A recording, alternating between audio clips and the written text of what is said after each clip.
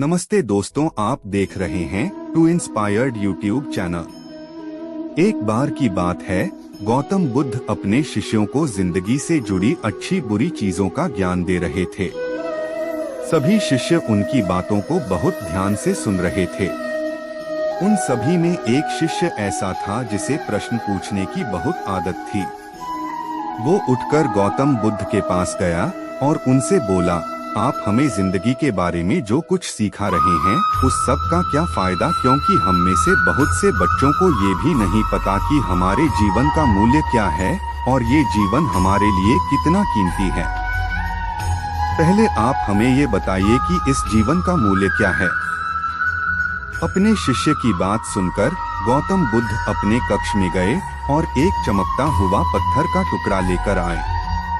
वो टुकड़ा उन्होंने अपने शिष्य को दिया और बोले, मैं तुम्हें इस जीवन का मूल्य तब बताऊंगा जब तुम इस पत्थर का सही मूल्य पता लगाकर आओगे। साथ ही ये ध्यान रखना कि तुम्हें ये पत्थर का टुकड़ा किसी को बेचना नहीं है। गौतम बुद्ध की बात मानकर वो शिष्य बाजार की तरफ चला गया। बाजार में सबसे पहले उसकी नजर एक फल बेचने वाले पर पड़ी और उसने वो पत्थर उस फल वाले को दिखाया और बोला, इस पत्थर के बदले आप मुझे कितने फल दे सकते हो। फल वाला बोला, ये पत्थर कुछ खास तो नहीं है, लेकिन फिर भी इसके बदले में तुम्हें 10 केले दे सकता हूँ। वो शिष्य उस पत्थर को लेकर आगे चला गया। फिर उसे एक सब्जी वाला मिला। शिष्य ने उस सब्जी वाले से उस पत्थर की कीमत पूछी। सब्जी वाले ने उस पत्थर को ध्यान से देखा और बोला, इस पत्थर की कीमत के बदले में तुम्हें ज्यादा से ज्यादा एक बोरी भरकर सब्जियां दे सकता हूँ। इसके बाद वो शिष्य उस पत्थर को लेकर एक सोने के व्यापारी के पास गया। उस पत्थर की टुकड़े की चमक देखते ही उस सुनार ने उसकी कीमत 100 सोने के सिक्के लगाए। शिष्य ने वो टुकड़ा बेचने से मना किया तो वो सुनार उसके बदले 200 सोने के सिक्के देने को भी राजी हो गया। लेकिन शिष्य ने वो पत्थर नहीं बेचा। इसके बाद वो शिष्य एक हीरों के व्यापारी के पास गया और उनके सामने उसने वो पत्थर के टुकड़े को रख दिया।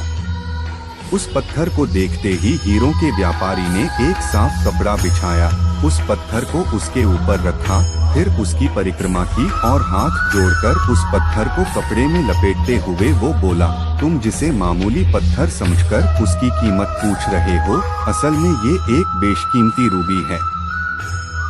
ऐसा रूबी हर किसी को नहीं मिलता। मैं अगर अपना सब कुछ बेच भी दूं तो भी इसकी कीमत नहीं चुका सकता। उस व्यापारी की बातें सुनकर वो शिष्य हैरान हो गया।